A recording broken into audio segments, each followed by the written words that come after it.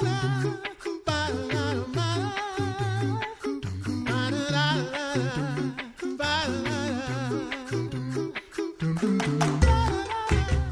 listening to The Coffee Hour. I'm Andy Bates. I'm Sarah Gulseth. Thanks to Concordia University, Wisconsin for supporting The Coffee Hour. Find out more about Concordia University, Wisconsin at cuw.edu. Live uncommon.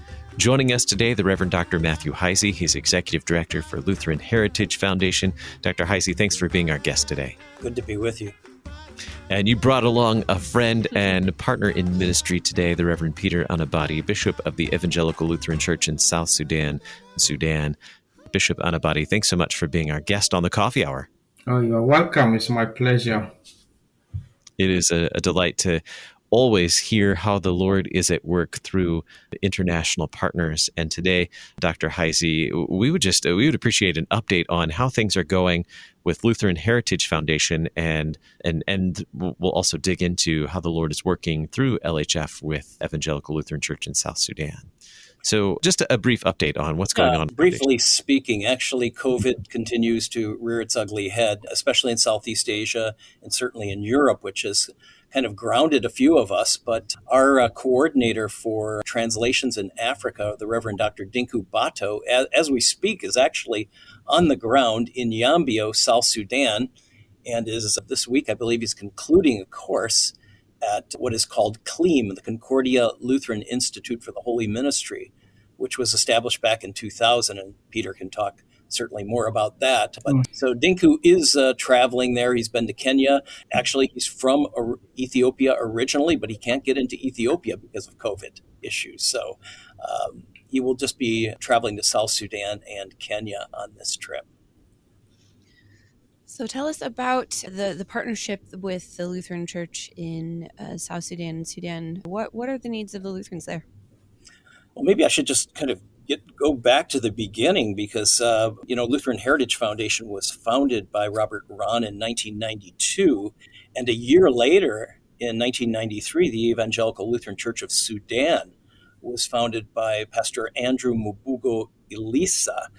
And a year after that, 1994, then Robert Rahn, by his request, sent one book of Concord and 5 small catechisms to Andrew because Andrew was dissatisfied with the Anglican Church where he served, and he wanted a church that actually believed in what it taught. And after reading more and more about what Lutherans believe, that church, of course, now became an entity and founded the seminary back in 2000. So we have been working with them ever since, and working now especially closely these past few years with Bishop Peter Anibati, who is currently doing a PhD course in missiology at Concordia Theological Seminary in Fort Wayne. So, Pastor Anibati, tell us about just help us understand the Lutheran Church of South Sudan and how the Lord has given growth to this church throughout this time that Pastor Heise was just referring to. The Lord has been blessing the Lutheran Church of South Sudan and Sudan, especially through the work of the Lutheran Heritage Foundation. LHF was formed to basically publish Lutheran books. But I've always said God had another mission for them, that is organizing and establishing a Lutheran church in South Sudan and Sudan. Without their presence, actually, I don't think there would be a confessional Lutheran church in South Sudan. The church there came about during the time of war, and it has continued to survive during these war times. And yet the Lord has blessed the work greatly. And we have a membership of 150,000 baptized members now, and organized in 200 congregations, but few pastors, 68 at the moment. But there are 20 men who are graduating this year from the seminary. That's another blessing because we are getting more manpower to go into the fields. And this seminary is also supported by the Lutheran Heritage Foundation. They are the ones who mobilize resources here in the States and also look for instructors to come and teach our people there. So our partnership has been working very well with them, and it's a blessing. It tells us, the partnership tells us that you are not only doing your own thing, but you are together. We are together actually in this mission, and we are so excited about this. Tell us more about the seminary and the men who are able to be pastors in the church in South Sudan. Could you repeat the question? Yeah, tell us more about the seminary and the men who are able to be pastors in South Sudan. Yes, the seminary is a residential. It's 4 years program, 3 years in class, and then 1 year vicarage. So we normally have one intake because it's a small seminary. Until that class graduates, then we will have another class. So next year we are having another class of about 30 or more students who will come. This seminary has been operating since 2000, as Dr. Matt Heise indicated. The reason for opening this seminary was the shortage of pastors, and it's expensive to send pastors to go and study overseas. And it's rare for us to get such opportunities also and funding. So that's why this seminary in Yambio is very important because it's able to teach more men who can go into the fields. But it's amazing, all these men, they come from different places in South Sudan. South Sudan has 64 tribes, and these 64 tribes, they speak their own dialects, and they come and they learn theology in English, of course, at the seminary, but they continue translating this message to their people in the language which they understand. And this is why the Lutheran Heritage Foundation is very important to us, because they make the Word of God available to these men in their mother tongue, which they can go and share with the people. So we have a number of which these men are actually helping to translate.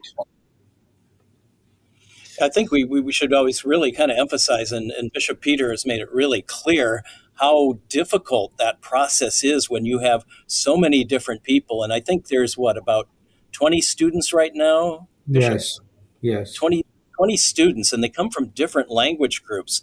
So you have to instruct in English. And we do use pastors from the LCMS in the United States who travel there, and also some seminary professors. Recently, Dr. Detlef Schultz taught, and I know my old Mhm. professor, William Schumacher from Concordia Seminary, has also taught. So we're using people who come there and then have to, of course, make sure that they are speaking very clearly, and it's unpacking all of this information.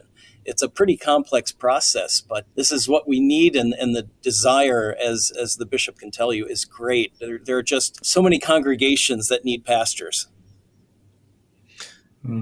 Yeah, Pastor Anibati, if there are over 60 languages, did you say over 60 yeah, different languages yeah. spoken? Wow. How then do these men go about serving congregations too? I mean, if that's just a challenge at the seminary, I can imagine out in the field what that may be like as well. Do they have congregations where many languages are also spoken? Yeah, especially in big towns, more than one language is used for divine service. Like in Yambia, where I come every Sunday, at least the sermon has to be in two languages.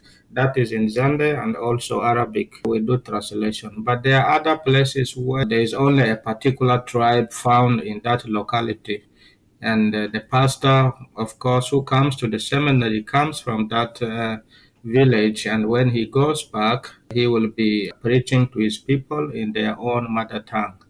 So it's actually diversity here, unity in diversity. And this is very good also for us because South Sudan is very divided along tribal lines. And we as a church is communicating to the people that we are one, and we are all loved by God, trying to get to fight these tribal conflicts. So the church, I think, is a very good example because you see all faces of different men who are representing different tribes working together.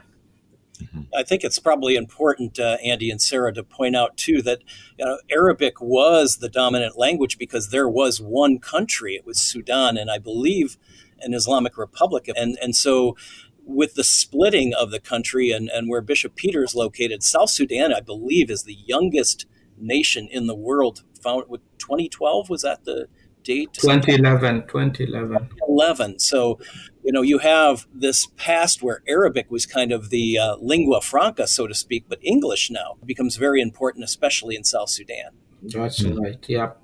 Well, we have more to learn about Lutheran Heritage Foundation and the Lord's work in the Evangelical Lutheran Church in South Sudan, Sudan. We're talking with Reverend Dr. Matthew Heise and the Reverend Peter Anibati, Bishop of the Evangelical Lutheran Church in South Sudan, Sudan. We'll continue the conversation in just a moment right here on the Coffee Hour. I'm Andy Bates. I'm Sarah Gulseth.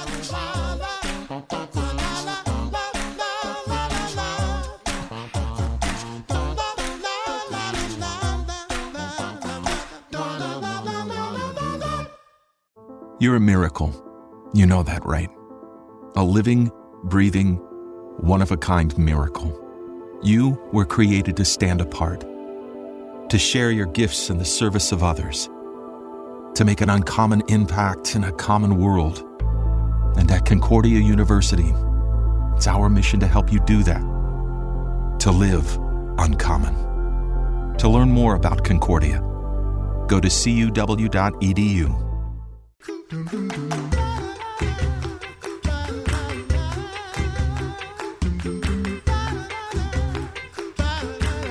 Welcome back to the Coffee Hour. I'm Andy Bates. I'm Sarah Gulseth. Today we're talking with Reverend Dr. Matthew Heise, Executive Director of the Lutheran Heritage Foundation, and the Reverend Peter Anibati, Bishop of the Evangelical Lutheran Church in South Sudan, Sudan. Earlier, you had mentioned that we had talked about the support of Lutheran Heritage Foundation for the seminary and training pastors, educating pastors so they can go out into the field and serve and carry on this holy ministry, and how this support from Lutheran Heritage Foundation was really beneficial to those in the seminary.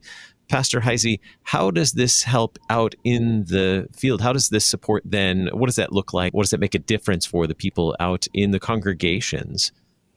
Well, I think, I should kind of reiterate once again that this is not something we usually do. We don't start up a seminary in a country. We did actually receive approval from Dr. Dan Mattson and Dr. Alan Buckman back in the 1990s to actually go ahead and do this because the need was so great. And the original bishop of the church, Andrew Mabugo Elisa, sadly died of brainstem cancer on New Year's Eve in 2008. And so it's our founder, Robert Ron, really feels a kinship there. In fact, he will go along with Dr. Bernie Lutz. I mean, these guys are intrepid travelers. Pastor Ron's 85, and he's going to go this November for the graduation of the class. And Dr. Lutz is a sprightly 88. So these guys put me to shame, to be honest with you. But Pastor Ron's heart was really tied closely to the people of Sudan and South Sudan in particular, because he was so close to Andrew Mabugo Elisa. And, he was only 39 when he died of brainstem cancer. And, the church was a bit rudderless until Bishop Peter took over a few years ago. And he has really, by God's grace, been God's person for the moment. He has really revived and provided great leadership for this church. So there's so much we have to do in South Sudan. Mm-hmm.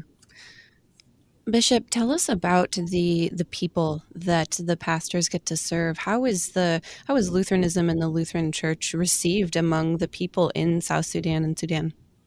The Lutheranism is received greatly among our people. Luther's small catechism is something which is very unique. Many people there come from Christian backgrounds. They have known the Ten Commandments, the Lord's Prayer, the Creed, and some basic teachings. But when the Lutheran Church comes in with this book, Luther's Small Catechism, and is able to give explanations, what does it mean?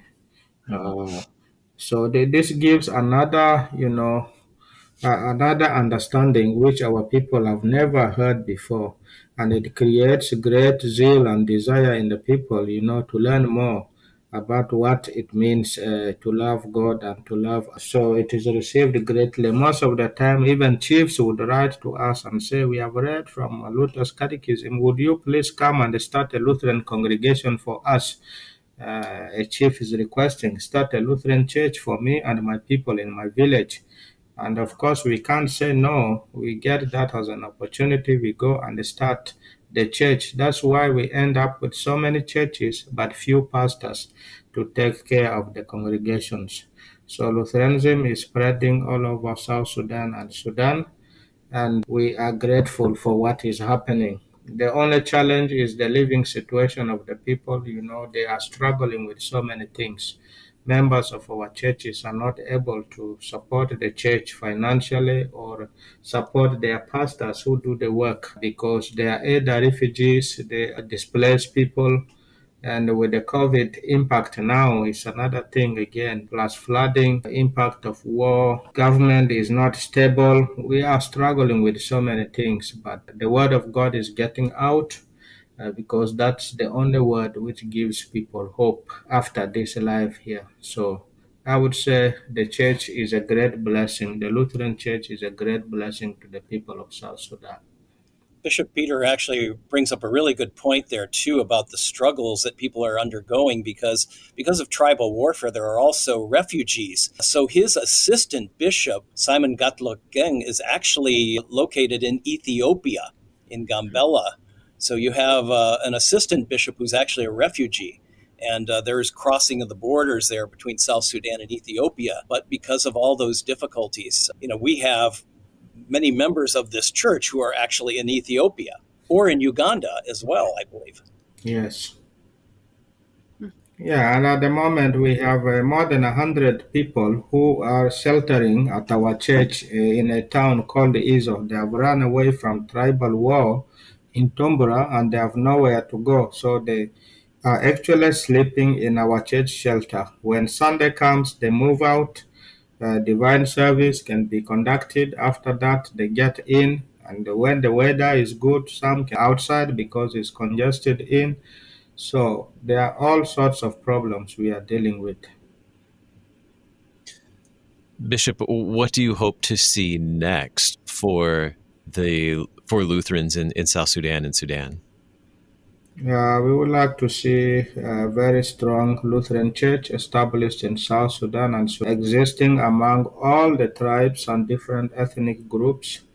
And there are 10 states in South Sudan, and at the moment we are operating in 7 of those states. And we hope to get to those states where the Lutheran Church has not reached. And in Sudan, we are operating in 3 of the states, and there are 15 states, but mostly dominated by Muslims. And we want to see the Lutheran Church getting to those areas where it has not been. Mm-hmm. And I know we've actually had, I believe it was a few years ago, I saw the sad pictures of a couple of those Lutheran churches in Khartoum that were bulldozed by the Islamic government. So these are real everyday problems of persecution that Mhm. the bishop and the congregants have to deal with. Mm-hmm. Yeah. Dr. Heise, what do you see in the future of this partnership between LHF and the Lutheran Church in South Sudan and Sudan? Well, we've been doing a lot of heavy lifting, I guess you could say, for quite a few years, and we're really happy now that especially Reverend Shawan Trump, the regional director for the Office of International Mission in East Africa, is providing support for the seminary as well. And so we've had some real good conversations. And when Bishop Peter takes his trips over to Fort Wayne, because he periodically crosses the ocean for those intensive classes, which he just completed, he, of course, has to fly through Nairobi, and he gets a chance to meet with Reverend Trump and, of course, our own offices there. But I think the future, we're really looking for a very close relationship with the Lutheran Church Missouri Synod. The bishop last week, I believe it was, or a couple of weeks ago, was in St. Louis with the CTCR discussing altar and pulpit fellowship, and I believe a decision will be reached in December. So we're really hope that by the time the next LCMS presidential convention takes place, that the Evangelical Lutheran Church of South Sudan, Sudan would also be a fellow partner church with the LCMS. Bishop Anibati, what would that mean for you and your brothers and sisters in South Sudan and Sudan to have that partnership? It would mean a lot to the Evangelical Lutheran Church in South Sudan and Sudan because we have been waiting for this for so many years. Our founding bishop applied since 1998. You can see we have been on the queue for more than 25 years. And, it will be a great joy to be part of the LCMS.